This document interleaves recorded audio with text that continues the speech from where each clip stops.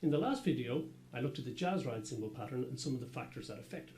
Well, this time we're going to get a little more technical, and we're going to deal with the snare drum, the bass drum, and give you a series of exercises to work against the jazz ride cymbal pattern.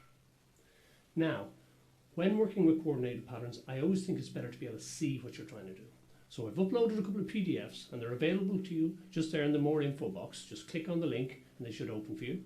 And these are the exercises that I'm about to demonstrate. So, without further ado, let's get started. Okay, I'll start by playing quarter notes on the snare drum against the jazz cymbal pattern, hi-hats on 2 and 4. Here we go. 1, 2, 3, 4.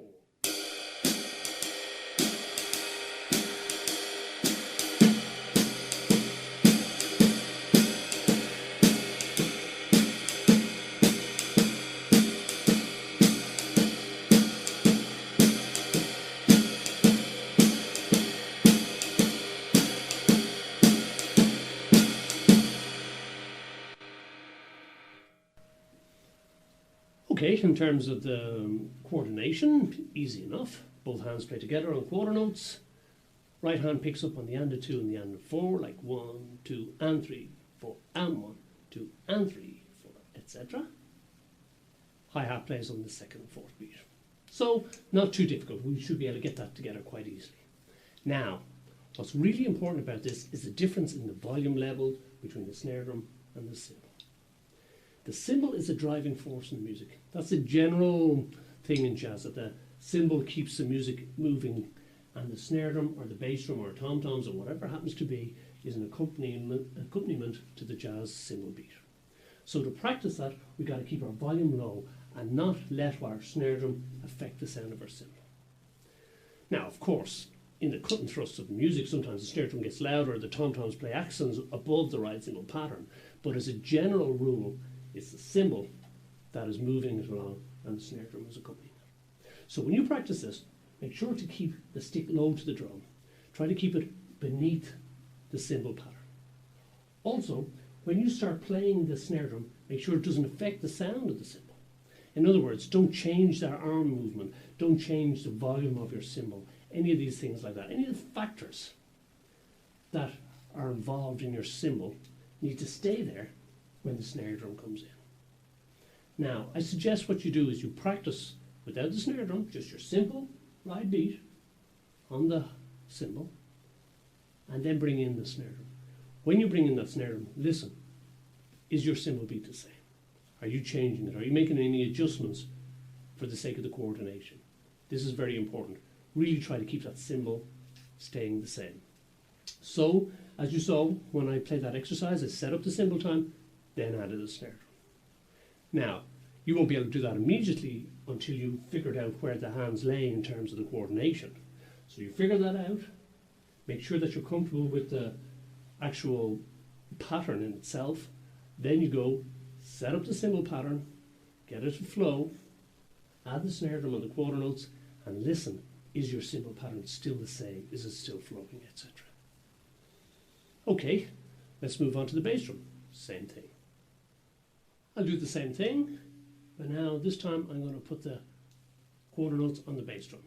So I'll start with the jazz cymbal pattern, hi-hats on 2 and 4, and then bring in the bass drum on the quarter notes.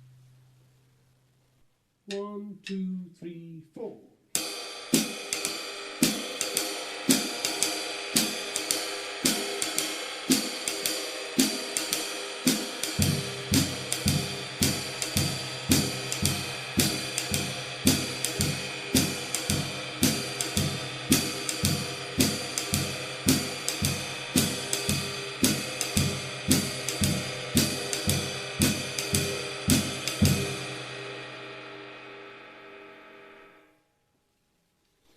Again, you'll notice that I play the bass drum very quietly. Actually, this 4 on the floor on the bass drum in jazz is a name. They call it feathering. Now, it's an old expression, and it means playing the bass drum so lightly that it's as if you're playing it with a feather rather than with your pedal. Now, it was originally done for dancers.